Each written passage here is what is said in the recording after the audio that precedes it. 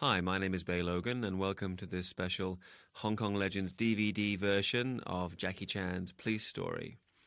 And Police Story's Chinese name is a literal translation of the English, or vice versa. In Cantonese, it's Ging Chat Gusi. Ging Chat meaning police, Gusi meaning story. And Jackie was explaining the other day why he had such a basic and simple title for the film. Because prior to that, the titles of the film sometimes indicated what the content was. Particularly in the days of the old kung fu movies, you had like Snake in the Eagle's Shadow and Drunken Master. So you kind of knew from the title what the film was about. And he found as soon as he announced the title of his new film, the unscrupulous low-budget movie producers in Hong Kong would start their own film with a similar title and try to steal his thunder. So when Jackie decided to kind of go up market in terms of making bigger budget event pictures, he purposely chose quite simple names like Project A. When you announce Project A, you're not quite sure what it's going to be. It doesn't even indicate that it was going to be a pirate movie from the title Project A. It's just a generic name. And the same here with Police Story. He decided just to call it Ging Chat Gusi Police Story so that people would know he was making a cop movie of some kind, but nobody would really know what specifically made it different from the other police thrillers made in Hong Kong. I mean, there had been and continue to be police actions made in Hong Kong, but at the time this film came out, there hadn't really been a martial arts police movie or police movies with martial arts and stunt action in them to any great degree. It tended to be more drama and gunplay. And if you look at the films of John Woo and Ringo Lam and Kurt Wong and all the people who have been the past masters of the Hong Kong cop action movie, the martial arts content in those films is kind of negligible. I mean, it's principally gunplay, using guns in the same manner of choreographed action as the martial arts action pictures have been. So Jackie's big innovation here was to say, you know what, I'm going to take all the technology of like physical action that I've been using in my kung fu pictures and my period films and just transplant that into a modern-day police actioner. And that kind of redefined the genre, and it opened the door for, you know, a whole extra style of filmmaking in Hong Kong. And you had like the In the Line of Duty films at D&B, the Tiger Cage movies, and a whole string of like not necessarily imitative, but like films that blended those same elements together of having a modern-day cop storyline with stylized martial arts action sequences. And sometimes I look at Jackie's work and I think that something that John Huston once said, which was that, you know, why in Hollywood do they always keep remaking the good movies? Why don't they remake the bad ones until they get them right? And I think, in a sense, Police Story is a remake of The Protector. Another thing, actually, that I remember reading Roger Ebert quoting, I think it was Cocteau, who had said that the best way to critique a film is to make another film. And in that sense, Police Story definitely would be a critique of The Protector. The Protector had been the second attempt to really launch Jackie on the American market and had actually been even less successful than his very first American picture, Battle Creek Brawl. The Protector didn't work in the States, and also a re-edited version didn't really work in the Asian market. And so Jackie came back from that experience, and he felt that, okay, if you want me to do a cop movie, a modern-day cop movie, I'll show you what a modern-day cop action film will look like. He actually had first played a police officer character in the ensemble picture, the comedy action Winners and Sinners. And The Protector was like the first film where, throughout the movie, Jackie was the main lead and played a cop. But he was very dissatisfied with The Protector. He felt that, you know, he wasn't given a chance to show off his trademark style. So when he came back to Hong Kong, he started developing an idea for his own cop movie. And there's an interesting crossover because after The Protector had wrapped, the American director, James Glickenhaus, returned to the States, and Jackie insisted that he be allowed to shoot extra footage for the Asian print of The Protector. And if you watch the film, if you see the Asian version, if you watch the final reel, there's extra footage in the fight sequences and also some extra scenes in the movie itself. And you see that there's a slight difference in some shots between Jackie with the length of hair, the hairstyle he had for The Protector, and his, let's say, Police Story haircut. So there's almost like a crossover between the two films, because he was evidently in the final stages or even shooting Police Story at the same time as he was re-editing and reshooting and re-editing on The Protector. And a final word on the Protector. A few years ago, I met its director, James Glickenhaus, at the Milan Film Festival, and he's a very nice, charming man, and we had several long conversations. And this was before Jackie had really broken into the international market. And I think Rumble in the Bronx had been released in Asia, but had not been re-edited and re-released in America as yet. And we talked about The Protector, and I mentioned that some of the fans had been disappointed with the films, and James Glickenhaus said, well, that's still the most successful Jackie Chan film internationally, and always will be, because the American audience, the mainstream audience, will never sit still for Jackie's style of action. I thought maybe he was right. And of course, then Rumble in the Bronx and Rush Hour and all this other stuff happened. And now I believe Jim Glickenhaus is retired. He's working in his father's stockbroking company in New York. And of course, Jackie's just, as I speak, I mean, he's just had this huge hit with Rush Hour 2. So I guess in that case, the people had spoken, and obviously resoundingly appreciate the style of action that Jackie has.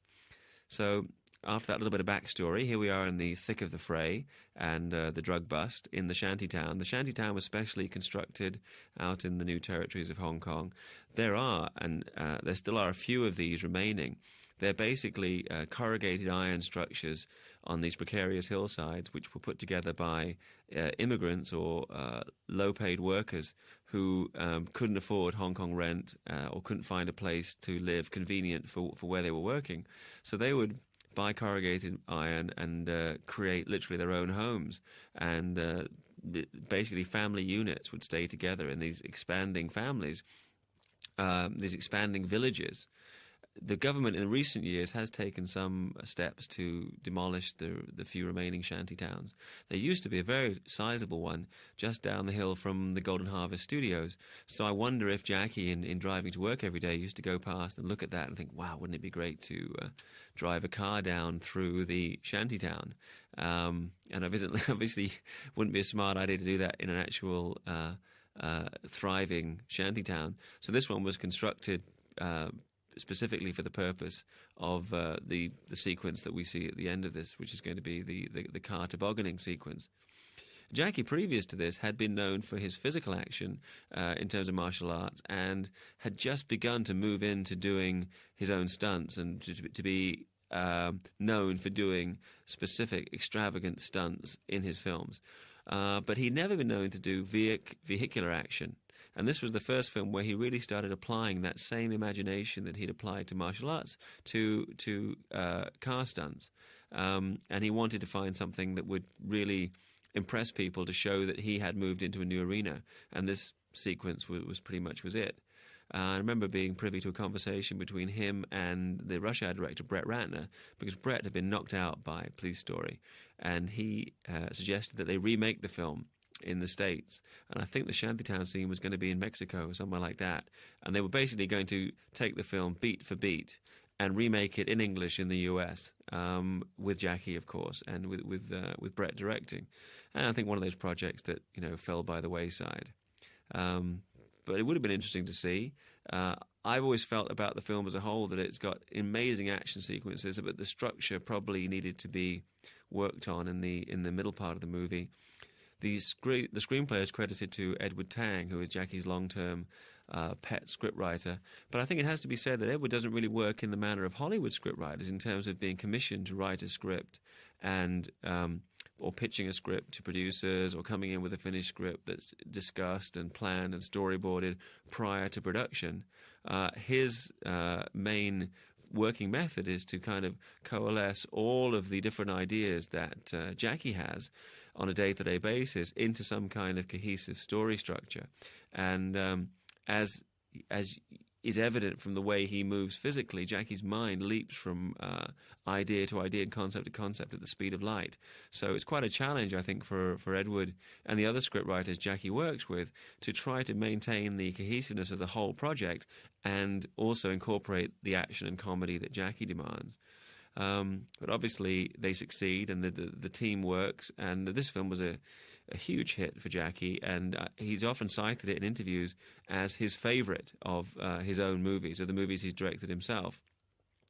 So now leading into this sequence where we see these incredibly brave stuntmen tobogganing their cars down through the shantytown, and there were any number of stuntmen were injured during the shooting of this scene. Something I should mention about that is that we just had somebody was injured on the set of the movie Highbinders, which as we speak I'm in the process of working on, and something happened that shocked some of the other crew, which is that as soon as a stuntman is injured, once that person's been tended to and taken off the set, the shoot continues. And they do not stop, or they don't break. They just carry on. And I think some people maybe look at that and go, wow, they're really callous. They don't really care about this person. But I think the truth of it is that, I mean, Jackie has the same rule about himself. If he gets injured, they do whatever's the bare minimum necessary for him to be taken care of, and then the film will continue. And if he's not there, shoot something else. And it's not that they don't care about the injured person. They have respect for the fact that this person has got injured towards the completion of this project in their efforts to make this film successful and to get the film done. And so to delay production or to somehow impede the production because of their injury is to kind of literally add insult to injury. And I love the score here. That driving beat is really distinctive. And the theme song, this was the first of Jackie's theme songs that really made an impression on the audiences in Hong Kong. I mean, he's had been singing for some time, but this song is probably his most famous. And it still is used by the Hong Kong police as like a recruitment on their recruitment ads and recruitment drive. And after this film, Jackie became the poster boy for the Hong Kong police, and has been used many times for like promotional events, and that's paid off also in that he has access now to police equipment and vehicles for his films. And so Jackie establishing here that he's going to be using any manner of automotive equipment in this movie to show that we are in the present era. This is actually Kwun Tong, which is one of the New Territories townships, not far from Fort Anne, which is where Jackie has his Chan cave now, where he stores all his equipment from the movies, including this umbrella, I think, which is actually a metal umbrella. The umbrella's metal because they found that the wood one kept slipping off, and the bus is actually moving at speed. On certain shots, Jackie did have a cable as well, but a lot of the time it's just him hanging on to this umbrella for dear life.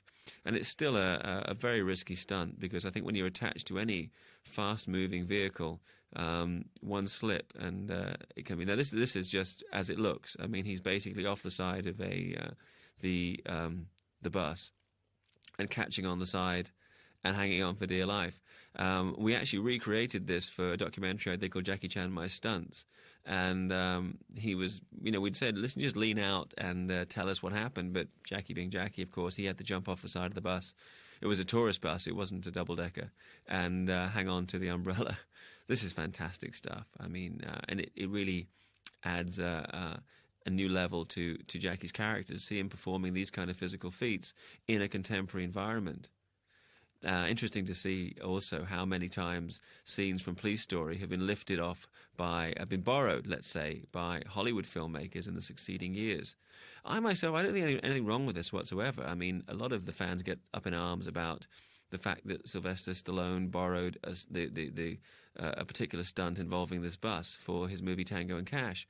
And you stole this idea from Jackie, and people complain about, Reservoir Dogs based on City on Fire by Ringo Lam. But I mean, if you look at Hong Kong movies, how they've wholesale borrowed is like a nice way of putting it, have borrowed stunt sequences and storylines and characters and designs from Hollywood films, and nobody raises an eyebrow. And then when the reverse is true, they get up in arms that Hollywood is borrowing from Hong Kong. And of course, for a long time, action directors in Hollywood were completely safe because, outside of the cult following, no one had really seen Police Story. So there's a lot of sequences from the film that were just lifted out and put into other movies. We actually went back to that location when we shot Jackie Chan My Stunts and did It's completely different now. It's a built up, like most of Hong Kong, it's become built up in the succeeding years. And there's now, up at the top of the hill down which he was running, where it looks fairly empty in that shot, is actually quite a thriving suburban community. Nice editing for this sequence here, because a lot of, as Jackie himself says, it doesn't matter how well you understand action, movie action, unless you understand editing, then you cannot make an action movie. I mean, maybe you can be a stuntman or an actor, but you can't be a filmmaker. And leading up to this shot, now these guys really got hurt because the brakes actually went at the wrong time. And they were meant to land on the specially sprung car that's behind Jackie, but instead they went. And notice he keeps walking. He didn't break the shot until coming up, goes outside and cut. And at that point, people would have run in and they put those poor guys onto the stretchers and carry them off to hospital.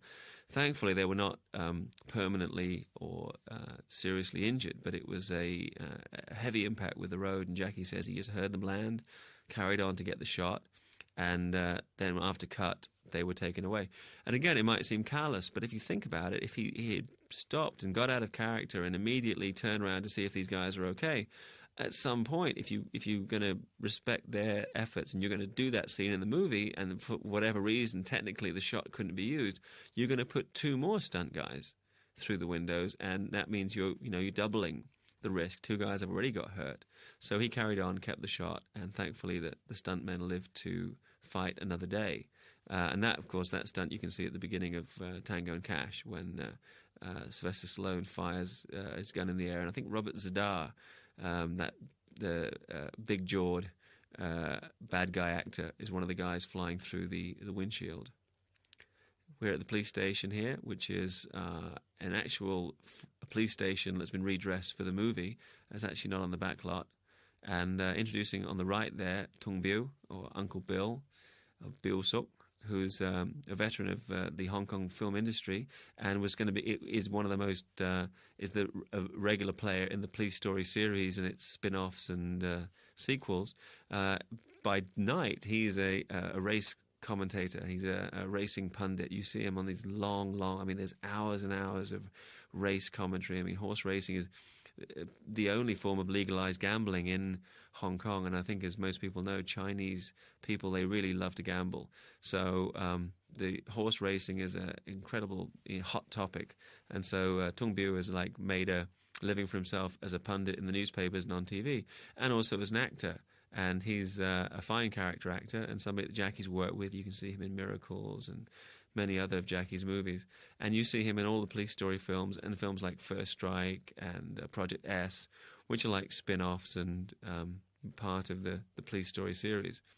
And Jackie was quite brave in this film in that he did not paint the police force itself as being golden, knights in armor riding out. I mean, this gentleman, the superintendent in the movie, is depicted as being a real by-the-book stickler for detail, and somebody who's sitting in an air-conditioned office and giving out orders while his men are out in the front line risking their lives. And I think this conflict does exist probably within the police force in most countries between the bureaucracy and the foot soldiers, which is the beat cops. So they actually played on that, and Jackie incorporated that into the script. And this is a case, I guess, of art imitating life, or vice versa, because here you have Jackie being put forward by the police in the movie as like the perfect ideal cop, as a poster boy for what a good Hong Kong cop should be like.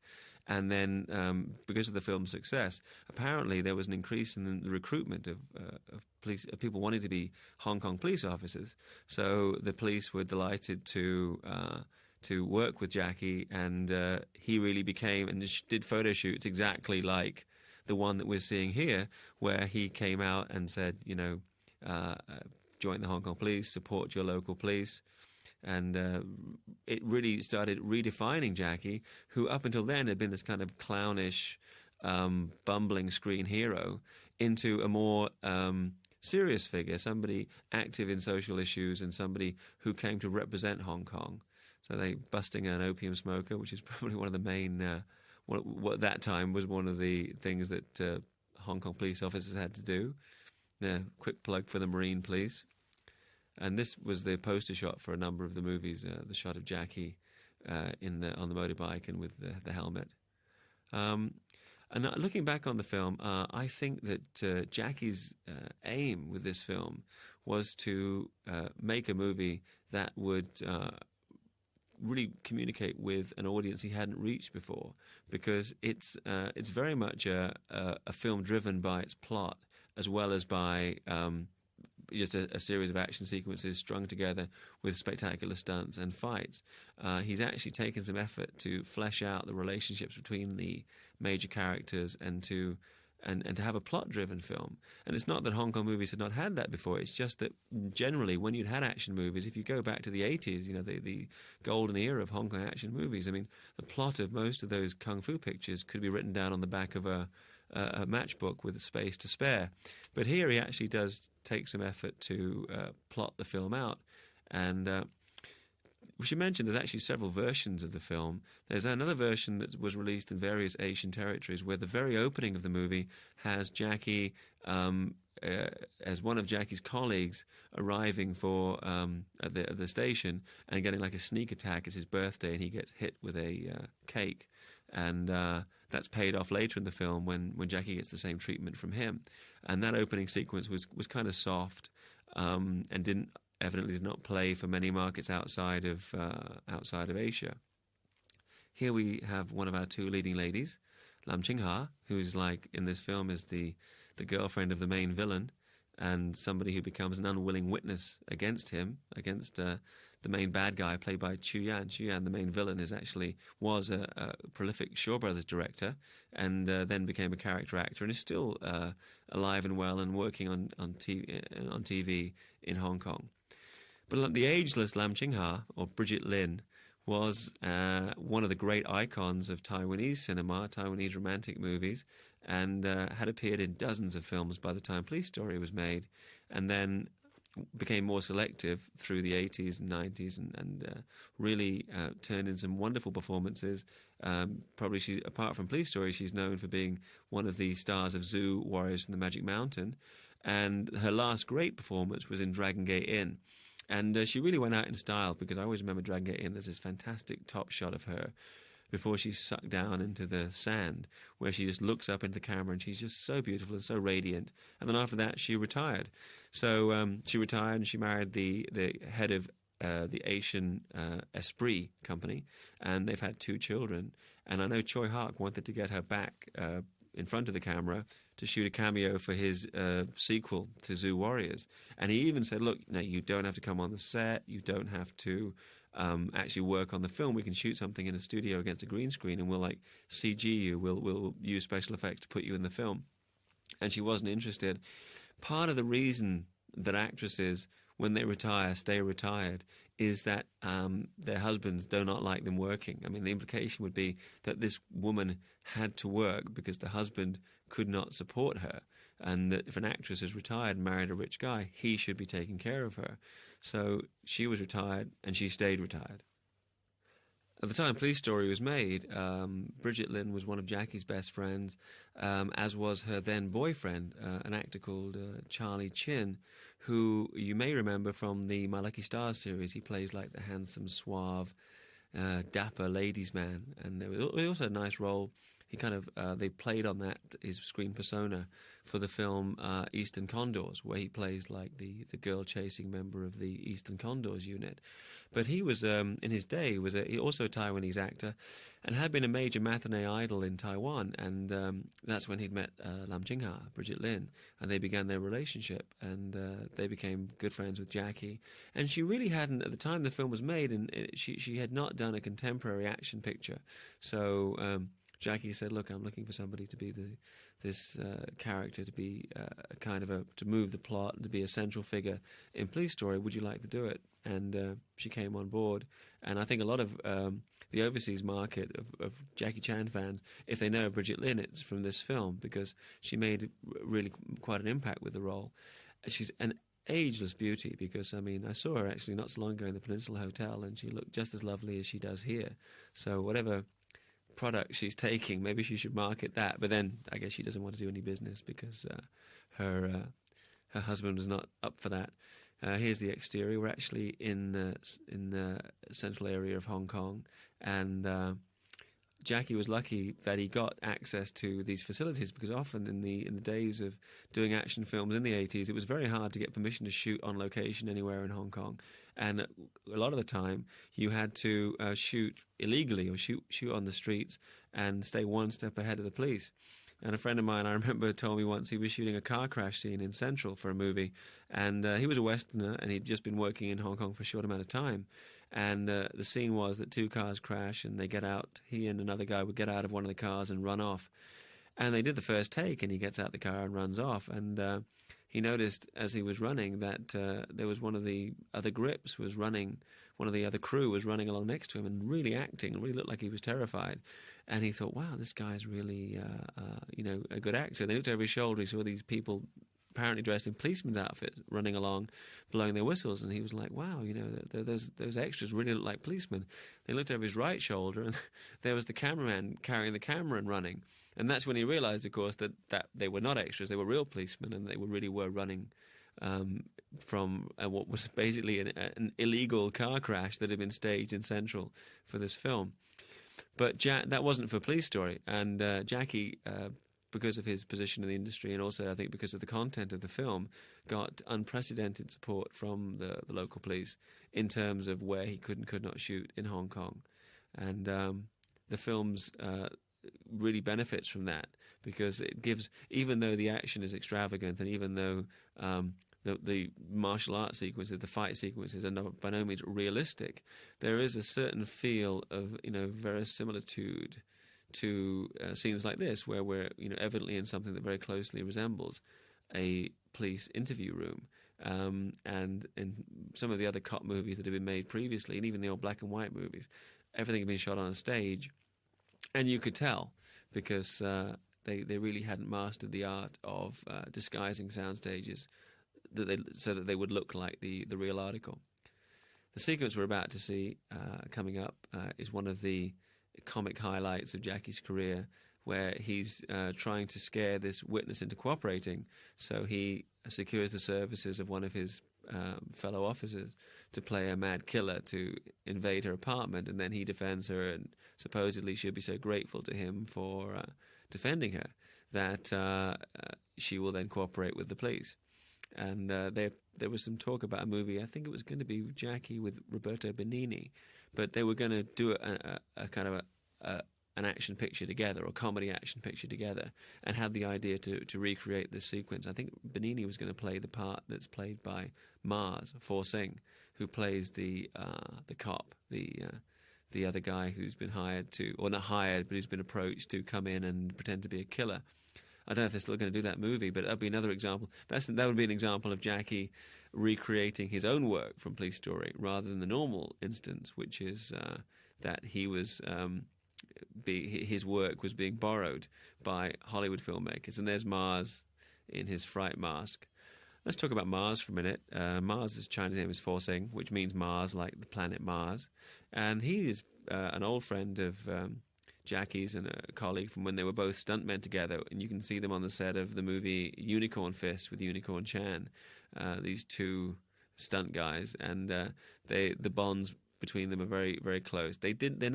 Mars was not actually a student at the same Peking Opera School that Jackie went to. He wasn't a student of Yu Jim Yun, who was Jackie's master, but he also learnt the opera, and I think he trained under Fan Fok Fa, who was the female master of opera in Hong Kong at that time, and trained a number of people, including John Lone. And Mars certainly had trained in opera and martial arts and stunt work, and he doesn't really have the looks to be a leading man, but his energy and his commitment earned him Jackie's respect, and they've been working together ever since. The reason that Mars is so named, according to what Jackie told me, is that when he was a kid, he had some injury he sustained some kind of injury to his head and had to go to the hospital, and the doctors had to operate on his skull. And in doing so, they opened his skull and they had to actually put some metal inside, or maybe they left a bit of the equipment inside or something, so that from when he recovered from that, his behavior changed. And so because he seemed to be almost like an alien, he got the nickname Mars, and he's been known by that name ever since.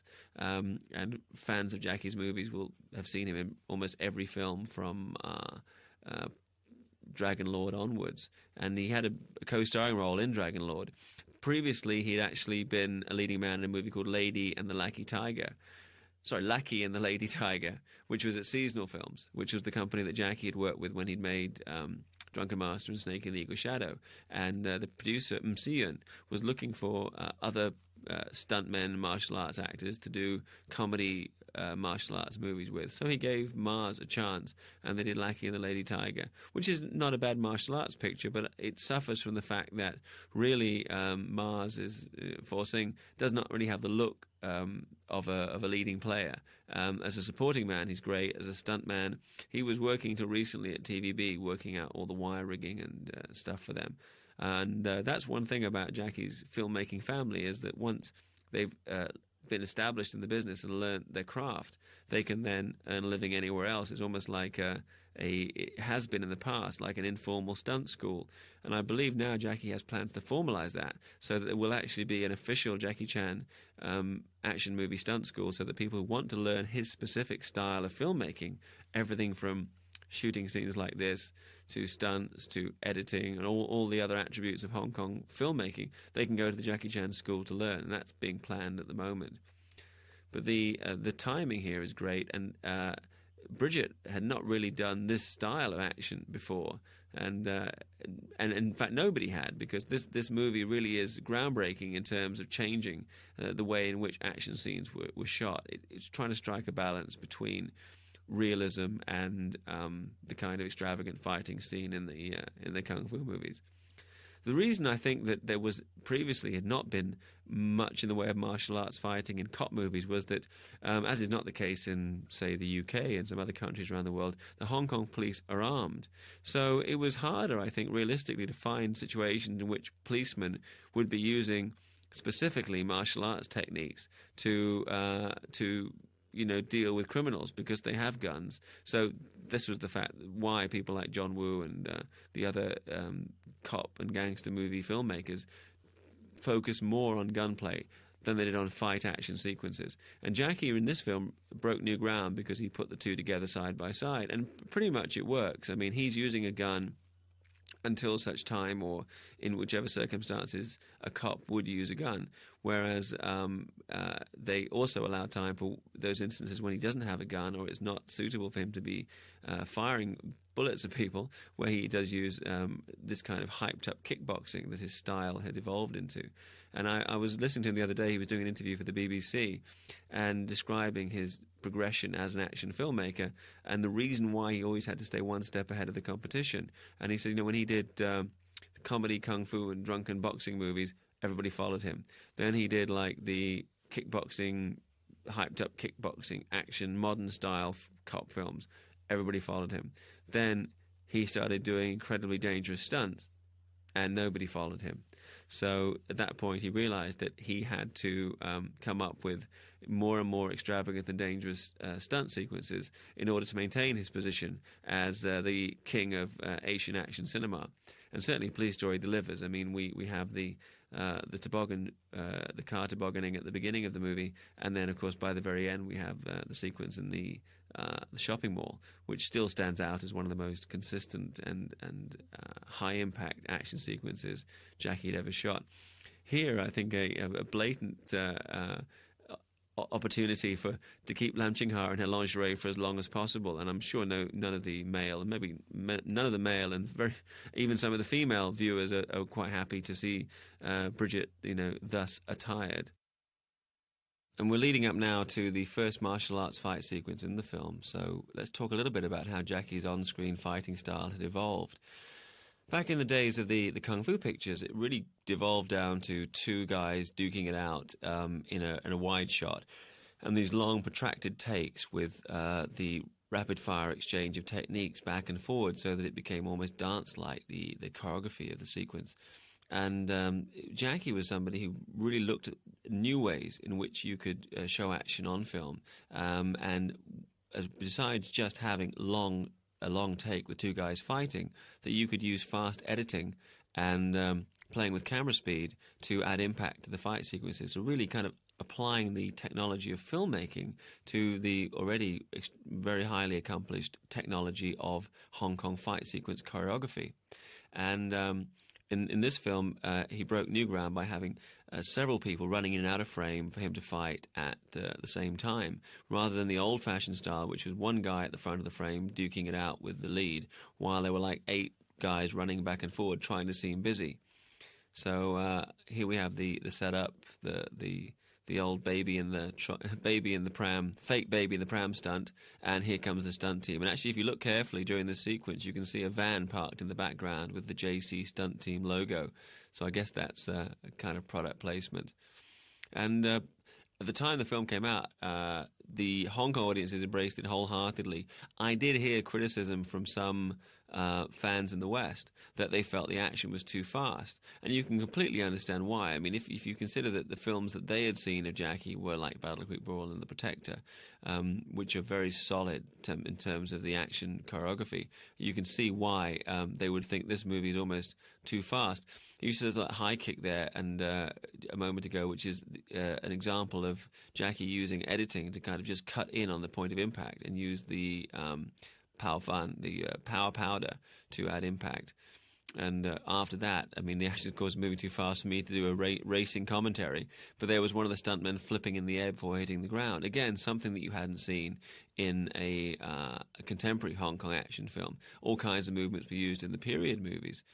But Jackie was really breaking new ground, not just in terms of what he was doing, but in terms of a stunt team as a cohesive unit working together to and using their timing and energy to create a different kind of on-screen action.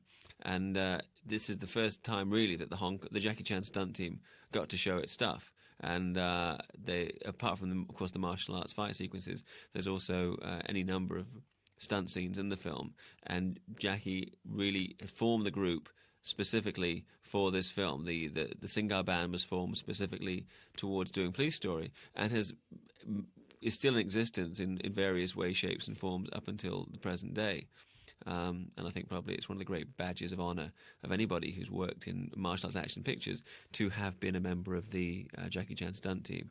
There actually are 2 non-Chinese, or rather I should say European members now, Brad Allen and Paul Androvsky, which is, I think, a sign of what Jackie's planning over the next couple of years, which is to try to communicate to the international audience, or rather to would-be filmmakers, would-be action filmmakers internationally, what the Jackie Chan style is, so that he can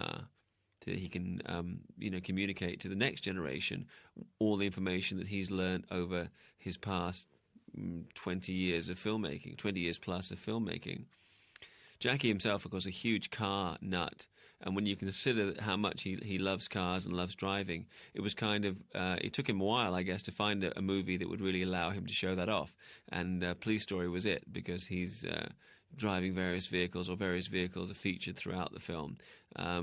Jackie himself represents Mitsubishi, the car giant Mitsubishi. So wherever he shoots around the world, he gets cars sent over, not just to be in the film, but for his own personal use.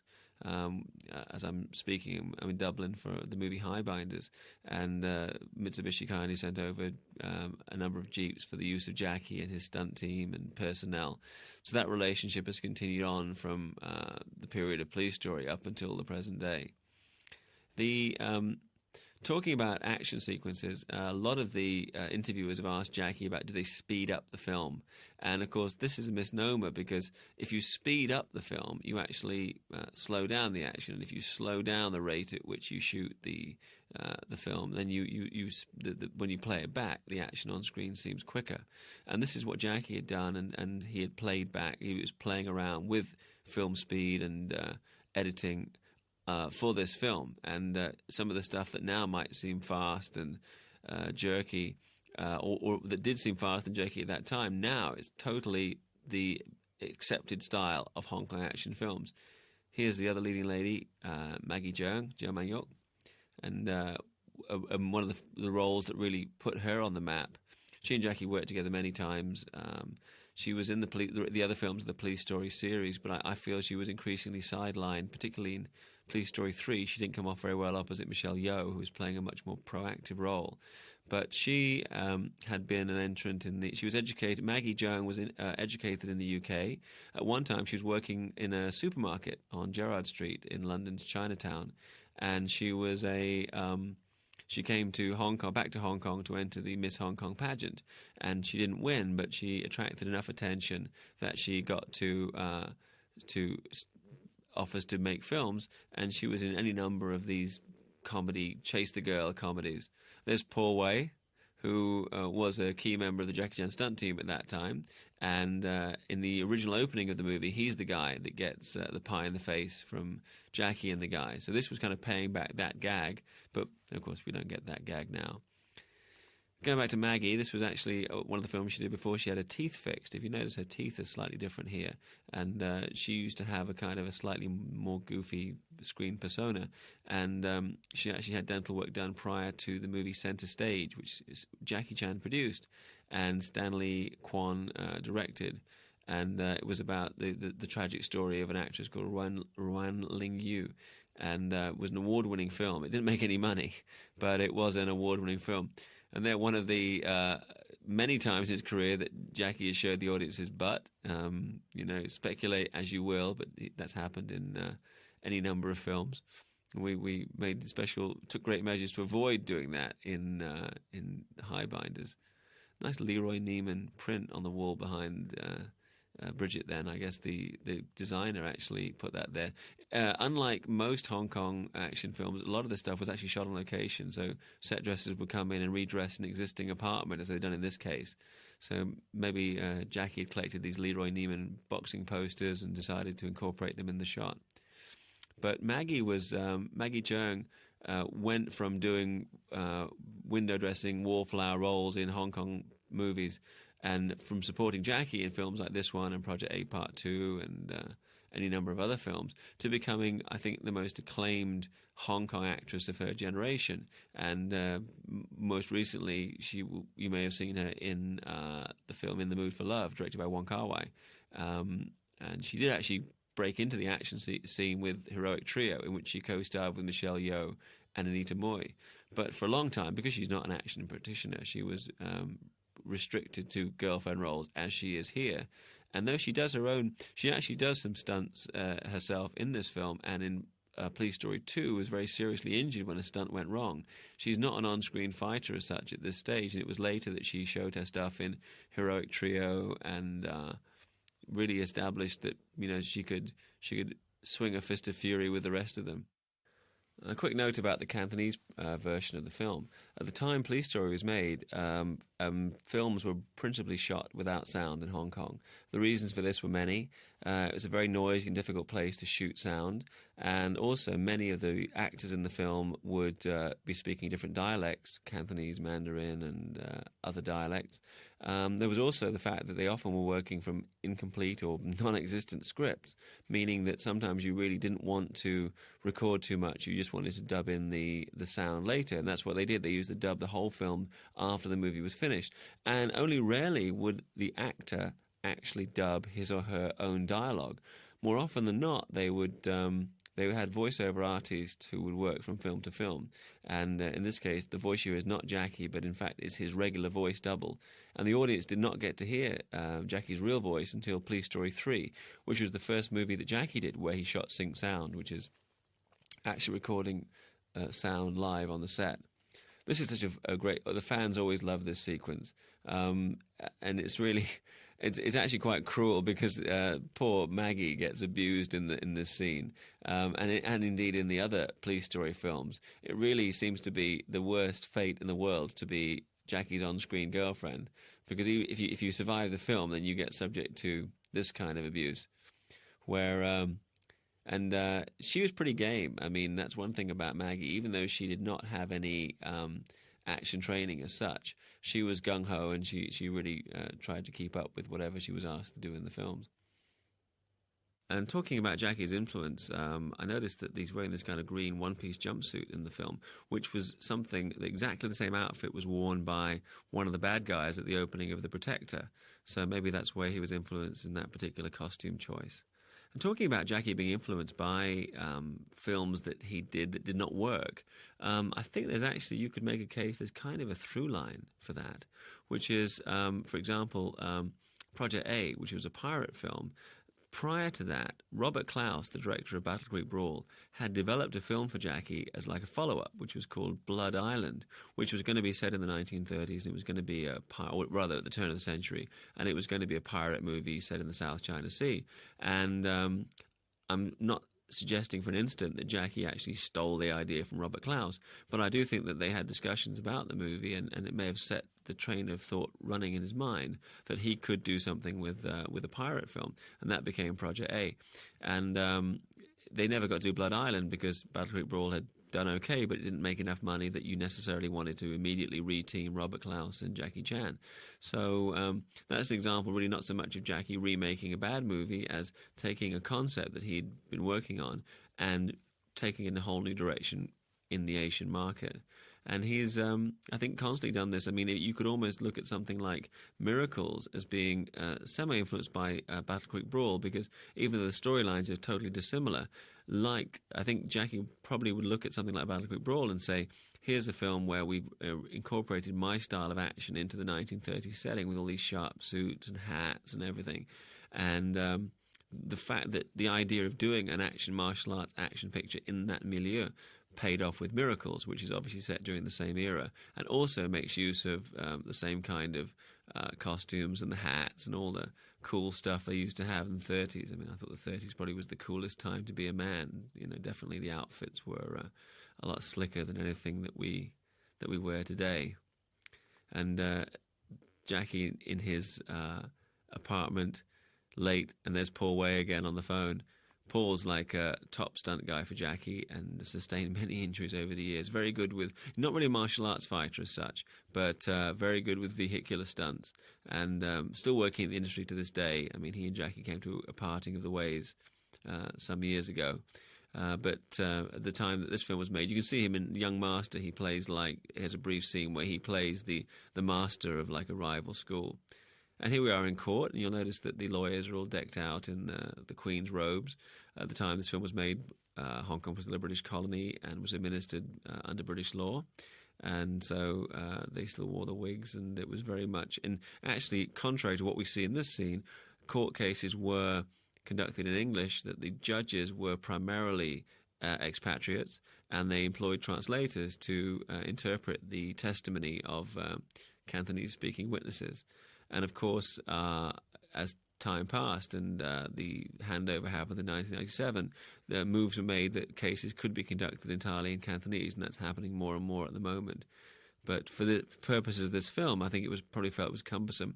Here's Michael Lai, composer of the music for many of Jackie's films, including this one, in his little cameo as this guy trying to get into a parking space before Jackie does. Michael's a great character, acted in dozens of films and composed the score for dozens of films, and still right now he and Jackie work together. There's a club called Pink Mau Mau in Hong Kong where Jackie's one of the owners and Michael is like the music director, and Michael organised they've got a kind of rockin' house band in there, and Jackie sometimes comes up and sings or plays the bongos and takes part. You know, he loves music. He's a very musical person. So that was Michael's quick claim to fame. So here we are in court, as I say. I mean, for the purposes of the film, it was probably felt that it would be very difficult to have everybody saying stuff once in Cantonese and then saying it again in English. And you look at this sequence. I mean, yes, it's not exactly L.A. Law or you know, any of the great crime shows or crime movies set with courtroom drama that have been made in the States. But for a Hong Kong martial arts action film, even a dramatic scene to this level was really quite a step forward. Close up there, the villain, Chu Yuan, who, as I mentioned earlier, was a prolific martial arts action movie director when he was at Shaw Brothers, and had also worked at Golden Harvest. But he's somebody who, interestingly, gave up directing entirely and decided to focus all his energies on becoming an actor. and indeed is one of the most prolific character players that there is in Hong Kong right now. You'll notice one thing that is realistic about the courtroom setting. There is a smattering of Western faces among the onlookers, and there certainly would have been in a court at this time. Court reporters would have been European. They would obviously not have been hearing cases heard in Cantonese, but they're there, and people always ask me, who are these guys? And normally they're just travellers or backpackers or people who happen to be living in Hong Kong, and they have these first the assistant directors whose job it is to go out into the community and find Western people living in Hong Kong who want to be in movies. And it's normally a question of going into the notorious Chungking mansions, setting for Wong Kar-wai's Chungking Express, and basically holding up a couple of $100 bills and saying, who wants to be in a movie? And then those guys get to come down and sit there around all day, more often than not at all understanding what's being said or what's going on, and then they go home and then that's it. But I get their 15 minutes of fame, and Jackie, I think, is somebody who has slowly come to more and more accept the fact that there needs to be a crossover between East and West. And in the time this film was made, and from several of his earlier films, Western faces were a relative rarity and really were kept in the backstory. And then as time progressed, there was more and more sense that he was making international films, and you had a cross-section of players, people from Hong Kong and from Japan and Korea and from Europe and then from the United States. So he was moving more towards making world cinema action films, whereas at the time of Police Story, I think we can say he was really making films for the then thriving Hong Kong market, because at the time, Police Story would easily have recouped its production budget in Hong Kong alone, based on its theatrical revenues and pre-sales for home video and TV and whatever other markets existed, and it would then make a huge profit throughout Asia. So it was almost like an accident, should we say, that the film did pick up steam and did perform so well on the international market as like an independent feature. It actually got a very limited theatrical release, and I believe it was the very first of Jackie's Hong Kong movies. I mean, not counting Cannibal Run and Battle Creek Brawl and The Protector, but it was the first of Jackie's Hong Kong films to get any kind of theatrical release in the UK, and it was very low-key, but a major step forward because, of course, unlike most of the other martial arts action actors from Hong Kong, he has become a bona fide theatrical star and is not a straight-to-video actor. And I think if you did a head count, around the world, he is, pound for pound, the most popular actor of any stripe. If you include the huge markets he has in China and Africa and South America, and those generally underestimated territories, if you actually went around and did a head count of how many people like Jackie Chan as opposed to any other actor, he would come out way ahead of any other living performer. So that's something that that kind of pulling power is something that can't be underestimated. And that, of course, I think is probably how you explain 120, 130, whatever the final tally is on Rush Hour 2. It's like just domestically, it's like 130 as we speak. And obviously it will do huge business worldwide for that reason. And the courtroom set here actually is one of the times in the film where they were not allowed to shoot on location. Obviously, you can't close down a Hong Kong courtroom for a day to shoot scenes for a movie. So this was actually constructed at the Golden Harvest backlot. And it's fascinating when you go up there because, Hollywood studios have access to huge amounts of technical support and equipment which is used to construct realistic-looking backdrops. In Hong Kong, it used to be really a bunch of old guys with nails and hammers, and they could literally whip anything together. And I was lucky enough to work on a guy. He's not an old guy by any means. His name is Nan Jai, which means basically Nan Boy. And he certainly is a boyish fellow. And he's Jackie's prop master and has been on the last few films. I worked with him on our documentary, Jackie Chan, My Stunts. And he's now working with us on High Binders. And I swear, this guy is like the MacGyver of filmmakers. He can whip together a biplane out of... he can do the Blue Peter thing and whip together a biplane out of used toilet rolls and cardboard boxes. Basically, he can make something out of nothing and in 20 minutes flat. And I sometimes think that Hollywood filmmakers are spoilt for, in terms of the fact that they really don't need to depend on ingenuity because they have so much equipment which they use to support whatever they're doing on a given day. Whereas Hong Kong filmmakers never have had that kind of luxury and have really had to dig deep to find ingenious ways to cover up the limitation of the budget. So all of the set that you're seeing is literally hand-built and hand painted, and in an amazingly short amount of time as well. And it's interesting the way that contemporary films, or supposedly contemporary films, date like almost overnight, so much faster than period movies do. And we see this in a moment when Jackie's obviously brought in this tape which has supposedly damning evidence. And look at this state-of-the-art sound system that's being brought in. Now I guess he would have like some hyped-up mini disc or something. But this was the best they could do in the era when Police Story could be made. And it starts off with this quick burst of canto pop that comes out of the speakers, and I think that's a song by Alan Tam when he was with the Winners. But anyway, the few bars of canto pop music. Canto pop is a huge industry in Hong Kong. The Cantonese pop music industry. Generally, it's critically reviled, but my God, they sell huge numbers of units. And Jackie, of course, is also, as well as being an action star, is a pop singer, and he's also but primarily in Mandarin dialect. There's always, throughout the history of the Chinese entertainment industry, been this kind of tug-of-war between the Cantonese dialect, which is that of southern China and Hong Kong, and the Mandarin dialect, which is the official dialect of China, spoken throughout China and in Taiwan and elsewhere. So the films have gone back and forward, the songs have gone back and forward. It was actually Michael Hoy of the Hoy brothers who kind of repopularized Cantonese singing back in the latter part of the 70s. But Jackie's really made a name for himself singing in Mandarin, and Mandarin, I think, is a dialect that really lends itself to love songs, to balladeering.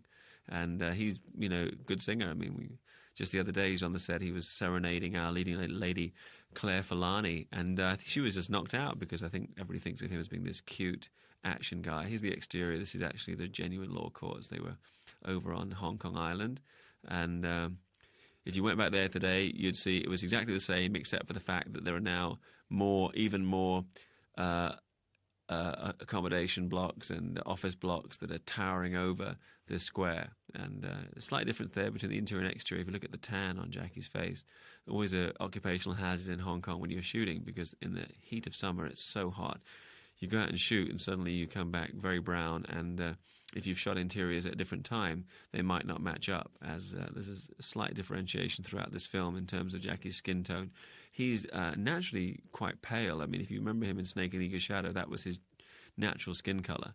But he looks better with a tan and has maintained that to this day.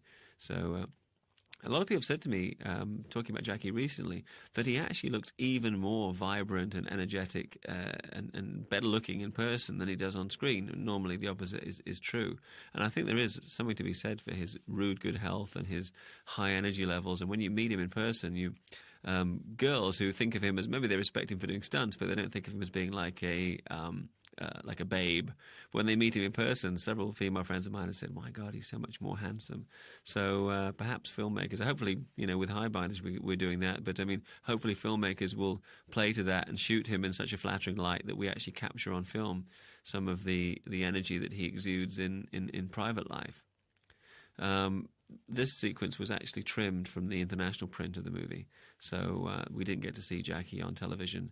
And these scenes where we see him being put up as the spokesman for the Hong Kong police. Here on the right of the frame, Fung Ha-on as one of our bad guys. This is probably the role for which he's best known. If you ask people, fans, about Fung Ha-on, they remember him for his part in Police Story. He is the latest in a long line of actors in Hong Kong. His father was an actor in the Peking Opera and the old black and white films. His sister, Fung Bo-bo, was actually one of the first action queens of Hong Kong cinema, though she played male roles. She was Fong Sai-yuk in some of the old black and white movies. And Fung Ha-on himself was a child actor, but his look lends itself more to being a villain. And you can see him in Dragon Lord, in Young Master, and basically from there on, he was on a kind of the line between being a stuntman, because of course he does a lot of action, he does a lot of his own martial arts, and an actor. I mean, he wasn't officially a member of the Jackie Chan stunt team, but he was there as an action player, collaborating with Jackie on most of the films he made during this era. And this film really defines him, and he has been in dozens of other films playing very similar roles as as kind of conniving martial arts fighting bad guys. And they used to chew out on that wonderful old phone. And again, as I was saying, these things date faster and faster. I have to say technology didn't really change as fast in those days. And I remember having one of those great big bricks, brick with an antenna. And it was still in existence. That was still the size of mobile phones for a while after that. Now they're getting smaller and smaller. And any film you make today, I was watching Swordfish the other day, and that's kind of cutting edge, but you think, maybe in even 3 months' time now, various equipment and things that you see in that film will probably be dated because new technology seems to be mass-produced and mass-distributed, faster than ever. And so this film now, of course, looks very dated in everything apart from the action sequences, which remain state-of-the-art to this day. So Fung Ha-on is somebody who's still peripherally involved with the industry. He doesn't really act that much anymore, but he's called in to do action choreography. I remember seeing him a couple of years ago. He was in a film, I think it was called Serious Shock, Yes, Madam. And it was one of the last in that long line of cop movies with Cynthia Khan, Young Lai Ching. And he had a nice little fight sequence in that. But in Hong Kong, old actors don't die. They just really fade away and haunt the bars and the clubs of Tsim Sha Tsui and, still make a living doing occasional work on movies as an action director or as a character player. Though there is some longevity in Hong Kong films. Normally you start off in TV, you move on to doing movies as a lead, you grow older and you become a character player, and then you go back to TV again at the end of your career. You look at this movie now and you see people really on the cusp of going from some people had been actors in the film for some time and were about to make the transition to doing TV. TV in Hong Kong being a huge industry with these. Then when they shoot a show, they shoot it they show it every day, so you'll get 50 straight days of the same show. He's out in the new territories. Jackie's been demoted and sent out to work in this hillbilly country, and this beautiful little physical moment here. Bear in mind, this was the era when breakdancing could vaguely be considered hip. So Jackie wrote in this little thing here where he cleans his boot a bit Xiao Tao Gok. And this really is a case that officers who messed up in Hong Kong in the police would get these kind of postings to these little nowhere villages that were out there in the new territories. For those of you not familiar with Hong Kong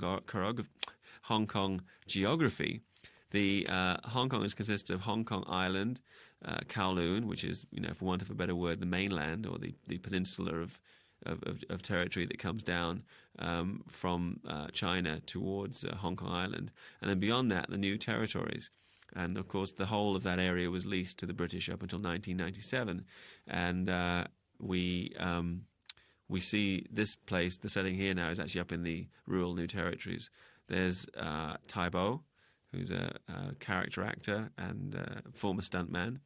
I remember once trying to explain to some colleagues of mine at a Hong Kong film company what Billy Blanks' Tai Bo was. I said, anybody heard of Tai Bo? And they go, yeah, that character actor who was in Police Story.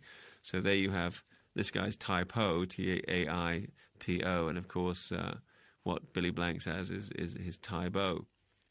This sequence we're seeing now is another example of Jackie's developing sense of physical comedy. This whole thing with all the phones ringing with these various ridiculous requests, and he's left alone to deal with them.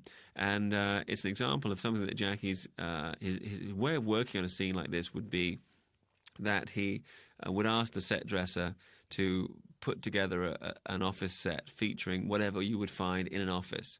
So he wouldn't really have any input at that stage. He would not do storyboards. He would not look at production designs. He would just tell somebody, okay, this is an office. It's at some remote police station in the middle of nowhere. What would they have in their main detective's duty room? And that's what you see. And then he would come in and then for any length of time really be playing with all of the different items that were there. And so what you're seeing here is the result of that kind of play period when he would... And a lot of the times you see him doing that, and there'll be like a whole bunch of stuntmen just standing around, and they never really do anything until they're called by Jackie to help out, hold this, move that, try this, try that. And the stuntmen often, they're just to bounce ideas off. one of the problems we have sometimes with Westerners is they come onto a Jackie Chan film set, and of course they're full of energy and they want to be in a Jackie Chan movie. So they'll be doing running jumps and backflips and all this stuff in the background to kind of partly to warm up, partly to practice, and partly to show off, I feel. And by the time you get ready to shoot with them, all the energy's gone. So that's a problem. Whereas with the Hong Kong stuntmen, they just basically stand around Jackie watching whatever he's doing and conserving energy until that moment when they have to show it on camera. So that's the Jackie method. And I know it's a lot of Hollywood filmmakers would think it's really like going on the tightrope without a net to go into a sequence like this without having an actual game plan of how you were going to execute it. But Jackie has always used that working method that he finds the location and then applies his unique vision and unique ingenuity to how to really extract every physical and comic attribute that the location will offer. So this was a good early case of this. And again, I should point out, for those of you watching the Cantonese track, this is not Jackie's voice. It will be the voice of his regular voice double. So you would have the same guy doing his voice through pretty much the run of his career.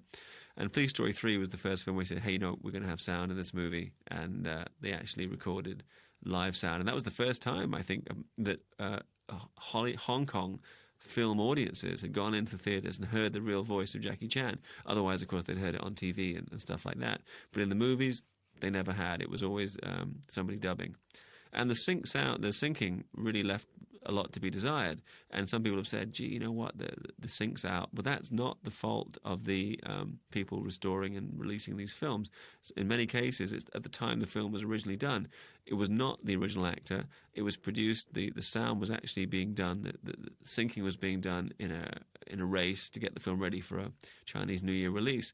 And also it was an undiscerning market who were used to pretty average to poor dubbing for Cantonese language films.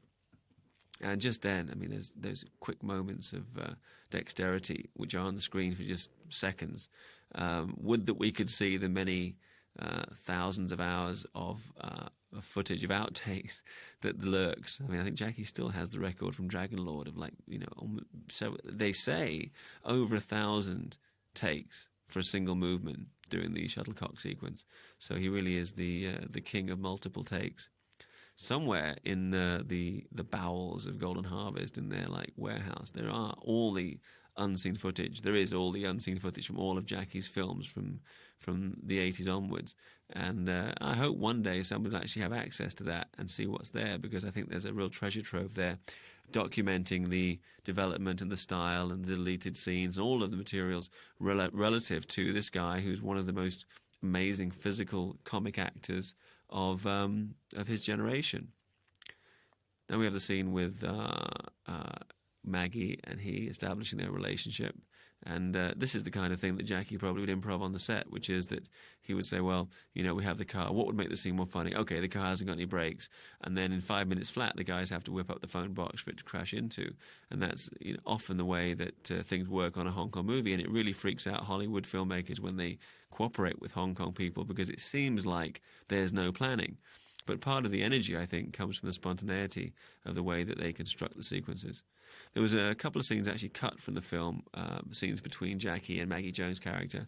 One when he's been reduced to being a beat cop, something they actually played up in the second movie, but he's been going back on the beat and doing a traffic patrol on a little mini motorbike with one of those helmets on, and she brings him like an ice lolly, and he's eating his ice lolly, and that sequence was trimmed along with several other scenes for Police Story. At the time, Jackie was famous for shooting far more footage than he could realistically put into a finished film.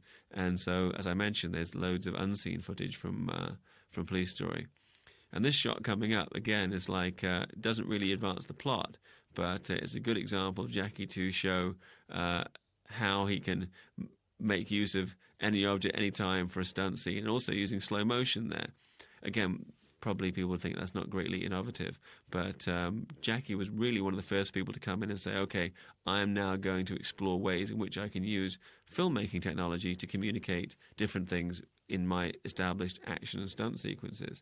So he is an all-rounded filmmaker.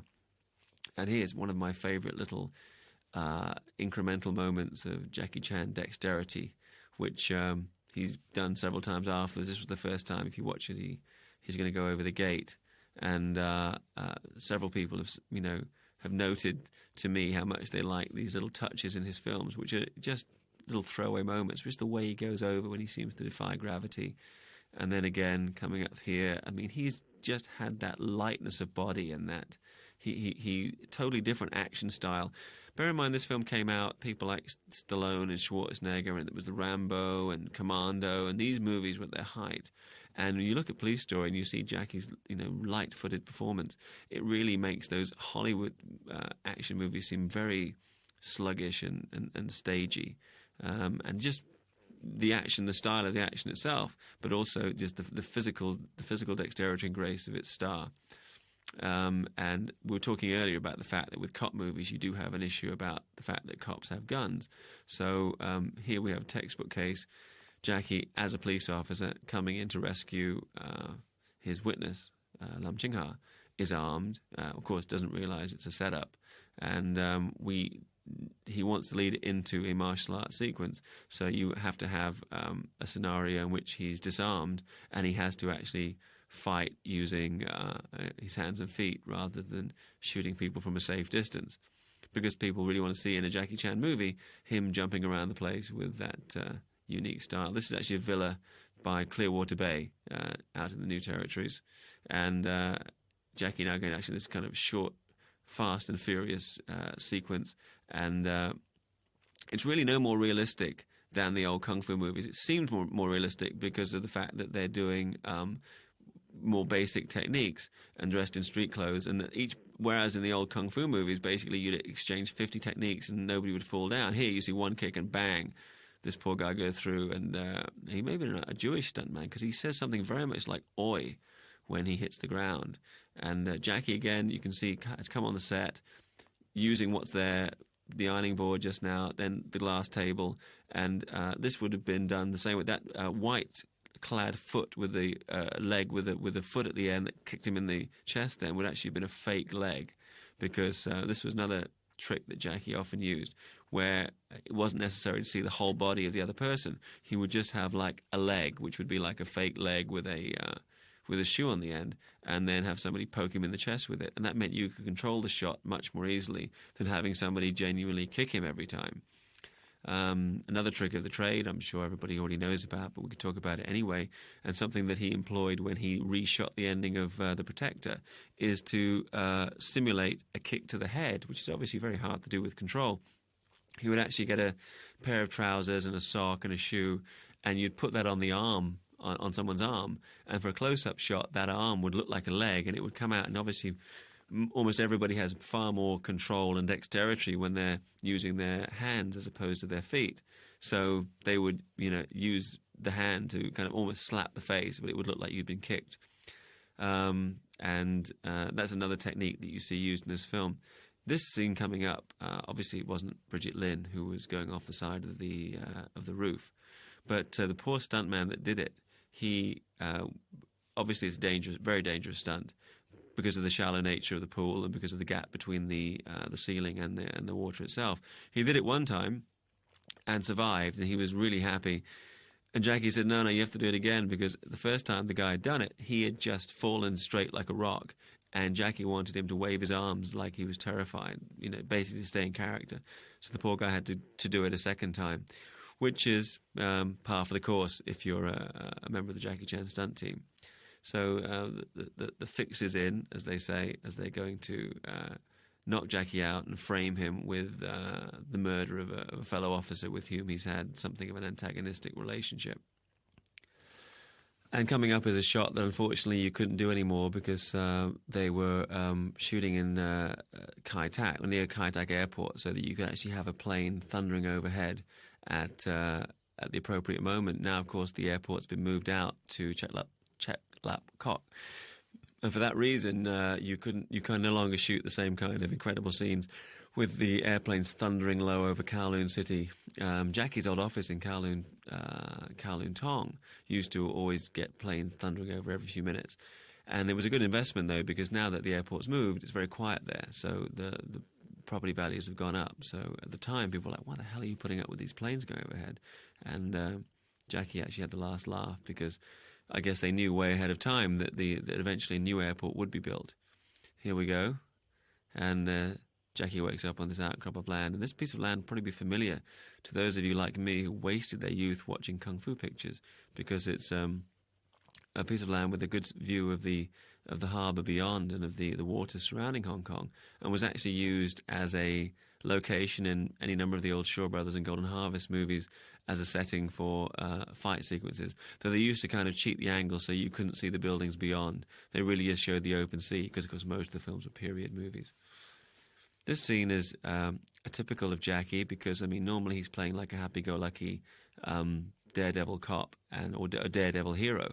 And from this point in the movie, his characteristics change, and he is much more driven. Obviously, he's been framed for a crime he did not commit.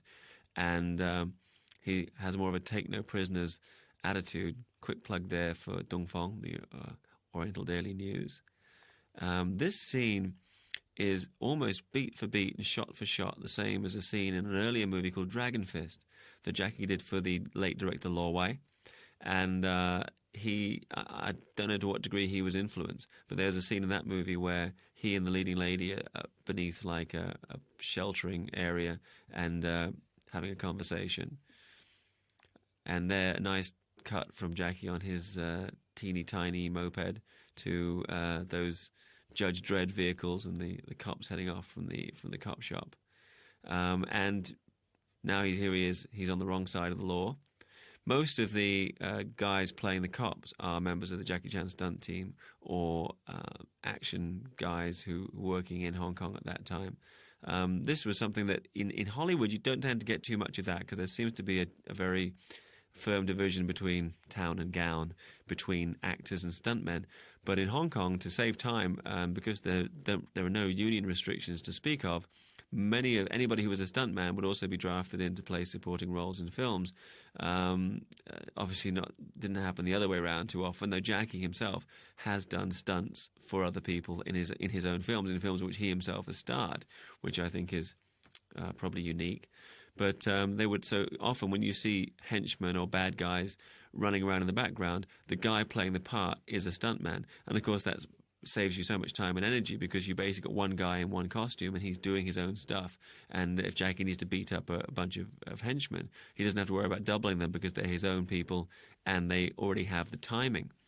Because I think for fight choreography, I mean, we'll talk about this some more when we get to the end of the picture, the most important thing is not necessarily technique, because there are people with really extraordinary fighting technique who have had a very bumpy transition or have not really made the transition to doing action films. And for martial arts action movies, technique is secondary to timing.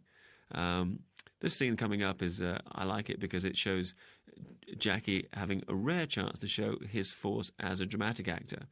Whereas in most movies, he's kind of the easygoing underdog hero up against people with very strong motivations, be they good or evil. In this film, he's been pushed over the edge, and he has this extraordinary speech where he lambasts the superior officer and says, how dare you so readily accept that, I've transgressed, that I've killed somebody. You sit behind your desk and you're comfortable in your nice office, and we're out there risking our lives for you and for not much money, and you just get a pay rise and a promotion. And I would think that not only the rank and file police, but maybe a lot of the audience watching that felt the same frustrations, because Hong Kong has always been like a society balanced between extremes. And at the time the film was made, it was a colonial society where there was an elite British or foreign-educated Chinese civil service, which is represented here by the police captain. And then there were the underdogs. There were the people who actually worked and made the city run, who generally had to work incredibly hard to eke out a satisfactory existence. So that's why audiences really warmed to this movie, I think, and to Jackie's character in the film, because I don't think Jackie's somebody who is at all a political person, or indeed somebody who overanalyzes material, but I think he has kind of an inherent sense of fair play and a feel for what the public is thinking and feeling. And that's borne out by the fact that his films have been consistently, hits for so many years. You've got to know your audience. And beyond that, you've got to have a feel of the zeitgeist of the society around you. And certainly, originally in terms of Hong Kong, and now also in terms of the world market, Jackie's proved that he has those instincts and can consistently deliver films that people really want to see. So this sequence now, when he makes his escape from the police station, this actually was a redressed former police station that they redressed as a location for the film. In reality, I think probably the scene would have escalated a lot faster if you actually did escape with a police captain at gunpoint. And it is unrealistic that he should be able to escape so easily. Once you get out, you're in this is the lobby of, this is actually a school that was redressed. Now, from this angle, we're seeing the car park at Prince Edward, which is a police station. Actually, it's Mongkok police station, but it's in Prince Edward. The neighbouring areas in Kowloon, and that flyover is very distinctive. And if you go past there today, you'll still see that the Mongkok police station is in the same place and has also got a car park outside. And there you go from that angle, the drive away. And it's unrealistic to think there would not be more of a chase sequence, but Jackie makes his getaway. Take a look there at the rural countryside of Hong Kong. A lot of friends of mine come out and they're really amazed. They think, because all the films tend to be set in the big wild city, that the whole thing is like some kind of Blade Runner metropolis, though that it is, and that definitely is the case. There's also great expanses of countryside in the New Territories, and Jackie made good use of it here to establish the difference between the city backdrop of Hong Kong and the countryside that leads up towards China. And you see him with his tanned look. I mean, he goes back and forward in the movie. There were some scenes that were shot where there were interiors where he's more pale, and this is obviously shot after he'd spent a significant amount of time out of doors in the hot sun of a Hong Kong summer. This sequence coming up, we really get to see Jackie performing with a new level of intensity, which continues through till the end of the picture.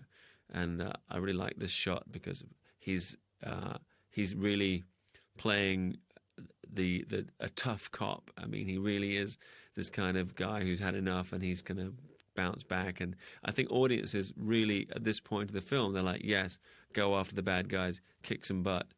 And here we are in Tsim Sha Tsui at the Wing On shopping plaza. And I shot footage there for Jackie Chan My Stunts, because we came in and did a sequence with Jackie where he went back to show us where he shot scenes for Police Story, and would talk us through and demonstrate some of the tricks of the trade. And the Wing On chain is actually a chain of malls throughout Hong Kong. I don't know if it's malls or malls, but anyway, shopping centres, as we used to say in England. There's a Wing On department store.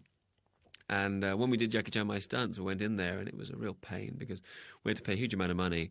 And then when we actually got into the place, we couldn't shoot in the daytime, which was a shame because, I mean, you could have hunted deer there, frankly, in the daytime. It was very quiet the time we went to location Rekiet. They'd only let us shoot at night and between certain hours and with very strict constraints. What they didn't say was that during the night time, all of the different franchises, all the people who were actually renting space in the mall would shut up shop and put up big metal screens. So the place only looked like it looked in Police Story for a relatively small amount of time. And then it would look like a closed-up shopping mall. It looked like the setting for Zombies Dawn of the Dead. So we had to work really quickly and shoot a lot of establishing stuff, and it was a headache. And I've not darkened the door of the Wing On department store since then.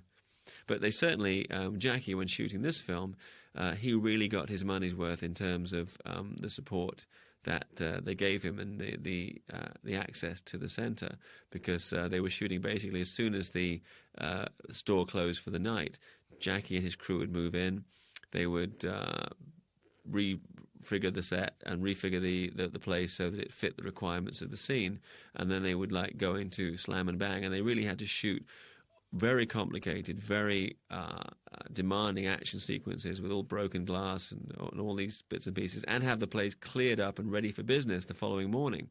So It was tricky, but I mean, I guess it paid off because people see it and actually think, yeah, that was a shopping mall. Whereas it would have maybe been even more expensive to take all of the set dressing and all of the merchandise and shift them up to Golden Harvest and recreate them all on a stage up there. Pretty much the same now as in this shot, if you take away the Christmas lights. And we shot by those escalators, and Jackie showed how he did the different kinds of action. It's only recently that people in Hong Kong have become more enthusiastic about films being shot on location, and the government now is taking some great steps to educate the public and encourage them to support local filmmaking, because it does have unexpected benefits in terms of tourism and raising the profile of Hong Kong. And so it's just recently that started to happen.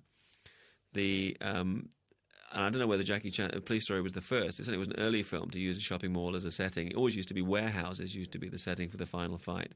You saw this in Police Story, and then also in America there are any number of films where they trashed shopping malls, something I heartily approve of. I detest the places. I much prefer High Street. That's Ben Lam there going over the side. Ben was a member of the stunt team who also became an action actor. They tried to launch him as a leading man in a film called The Angry Ranger, which is not a bad little action piece. It's all Jackie Chan style action, because all this Jackie Chan stunt team, Jackie produced the film and his stunt team did all the action, so it's very Jackie Chan-esque action. But Ben never really broke through as a leading man, and was a supporting player in many films and played bad guys in various movies. Here you see the use of these quick cuts where Jackie uses really quite basic technique, but the cutting gives it a new kind of energy. And in the old days, you used to have all the tiger and crane, all that wonderful stuff in long, extended takes. And now the technique was simpler, but the manner in which it was shot was more sophisticated.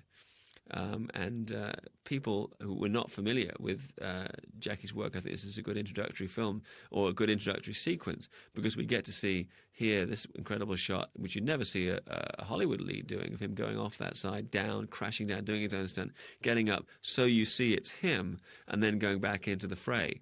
And a couple of ill-fated security guards now getting hammered by the bad guys, and absolutely it's unrealistic that you would be able to cause this kind of ruckus in a mall and the security guys wouldn't have anything to say about it. Stuntmen called this film Glass Story when they were shooting it, because so much glass was shattered. And that shot just then of Jackie turning his head, that was actually the poster or the key art for many territories when the film was released. Big problem with Jackie's movies is the fact that very often they don't do sufficient stills photography or promotional photography during or after the film, so it's very hard for distributors to get quality images. Here's another example of Jackie actually turning up on the set and finding something he could use. Down through the glass this guy goes. They were actually using quite high density glass. There's a very light kind of sugar glass that's used, and it really wasn't reading right on camera. So a lot of people, including, of course, Jackie and Bridget Lin, were cut. And this guy was pretty badly cut up as he went through as well, because the glass was not real glass, but it was like at several stages between the light sugar glass and real plate glass. And full power to Bridget, and look at that smash shot there. I mean, that is you just feel the pain. And the thing about Jackie that I really admire is the fact that he has the likability that people don't want to see him get hurt. So it means so much more when you see him absorbing punishment than somebody you didn't care about. Here, really, this moment defines a new kind of choreography where he's got people running in from different frame, fake legs occasionally coming in. If you slow-mo that, you'll see on occasion that a leg comes in from out of frame. If you can't see the body it's attached to, then it's probably a fake leg. And see the shifting of camera speed there between the undercranking and then slow motion. This reaction there, the stunt guy coming down, doing these spins, bomb, bomb, bomb, down through the glass. That was something that was adapted out from the wushu. If you look at the Chinese wushu players, they do those 360 spins in the air. And this was the first film where Jackie really came in and said, he does it for the first time in The Young Master in the fight at the end. And this was like the first contemporary movie where he said, let's try having the stuntmen do these really flamboyant reactions to enhance the power of the technique. And Jackie really showing off his not technique so much as his intensity in this fight sequence with Fung On. And there's a moment coming up which I always love, and I love the sound effect on it as well, which is the double headbutt, which I always remember replaying again and again because it is just something that I guess I hadn't seen in a Hollywood movie at that time. Look at the way they enhanced the power of the baseball bat by having a smash through the glass on the way. And realistically, I guess you wouldn't have done that. You would have just bashed the guy on the head. But that's the kind of trick. And there's the real Bridget Lynn going through this semi-fake glass, and she got cut doing that stunt. So, on the jacket, look at this, bop. And then up again, bop. Oh, I love that. That's just so cool. And then stuntman going through that stunt. Poor old Fung Ha-an, he took a rest for that one. The motorbike. Now, just so that you know, actually, the sequence coming up, not to shatter any illusions, but the guy on the motorbike is not Jackie. It's actually Blackie Ko Xiaoliang, who's a veteran Taiwanese stunt guy. And so when he actually rides the motorbike through the glass, it's not Jackie, because it's a highly dangerous stunt. He's not a bike stuntman. That scene was ripped off wholesale for Rapid Fire with Brandon Lee. I use the term ripped off lightly, but it is, shot for shot, it's the same thing.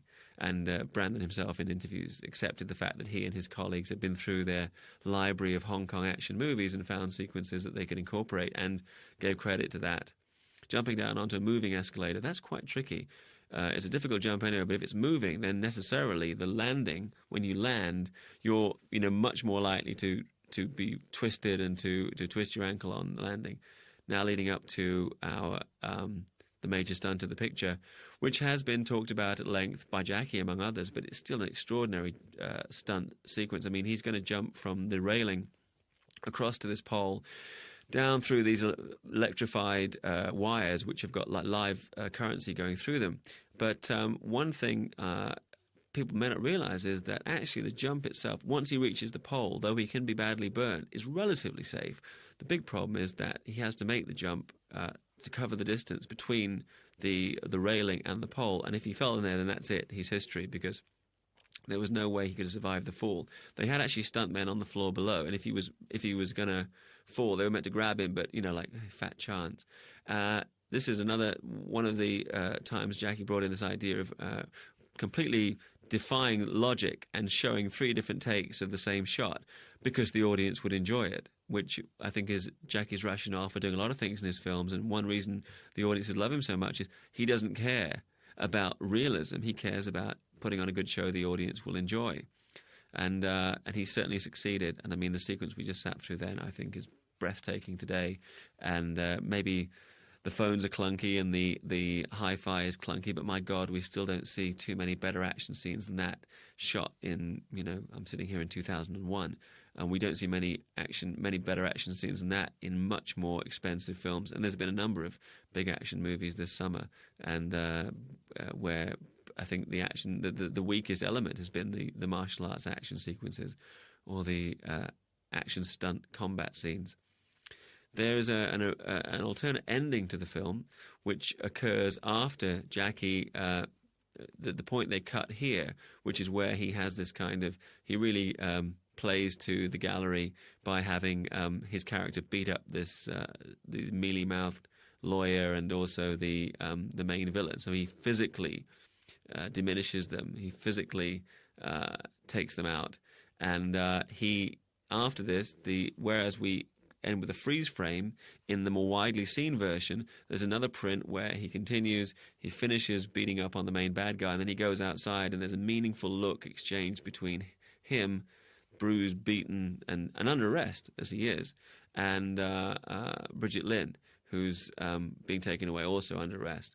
And one reason I think this sequence might have been included is that there was still a problem in certain territories in Asia that if somebody had broken the law, that they had to somehow atone at the end of the film. So you couldn't have people, as Jackie does in here, go above the law and not in some way be seen at the end of the film to have been arrested or killed. So we do see in some prints of the film Jackie actually having been detained by his fellow officers for what had happened in the latter part of the film. And these amazing outtakes, here we are up towards Hammer Hill and Jackie with the JC Stunt Team logo. It's been changed now, and he's just changed it again. Is it always updating, coordinating, Ben Lamb getting direction then. I love what Jackie told me. He says, you do stunts, you don't get hurt if you go, you don't get hurt if you don't go, you get hurt if you half go, so you have to commit. See the stunt guys standing around there? That's what they do. They just stand around and wait for the moment when they're needed. Bridget rehearsing there. And the scene here where these poor guys are coming through, boom, pain, off to hospital. Boom, that's one of the other takes of the guy going off the roof into the pool. And the car tipped over here, and one of the poor stuntmen being carried away. Now the more lighter stuff. And it really happens. I mean, you know, I was kidding on the sort of high binders the other day. We've got like 90 minutes of outtakes and 20 minutes of movie, because he's always doing this stuff, and it's just so funny. And people always ask me, does he fake that? No, it really happens. What's different is that Jackie tells him to keep the camera running, and rather than cursing and stalking off, he kind of plays to it. Now look at that. He really had to shift, otherwise he would have been on the front wheels of that. And it'll sign the camaraderie between Jackie and Fung Ah-on. And fun with his leading lady, Bridget Lin. I've never seen her interviewed, in English anyway. I mean, I guess she's one of these people who, having moved away from the industry, doesn't want to talk about it. Stuntman being carried away. And Jackie setting up the sequence here. And he could not have made the transition he made here had he not already trained a stunt team who could deliver the kind of action he was looking for. And there, Jackie recovering from yet another injury sustained in the line of duty. I mean, he really is held together by wire and sealing wax at the moment after years of abuse. But he's still standing, and it's the cool goodbye there. That's rehearsing for the jump, because as you see in the finished shot, the elevator is actually moving. And that's shot actually from the film. Bush, a couple of shots that are actually in the movie of guys going down through the glass. You can see why they called it Bole Gusi. Bole being glass, Gusi. Is that Bole Jan? Yeah, Bole Gusi. Bole is glass. Glass Story. Bole Gusi. This one, Jackie Chan, when he was talking about it, when he says 20 years, still the best. And he's right, and he can get away with that. Well, this is Bey Logan signing off. Thank you. Sayonara, and take care. Bye-bye.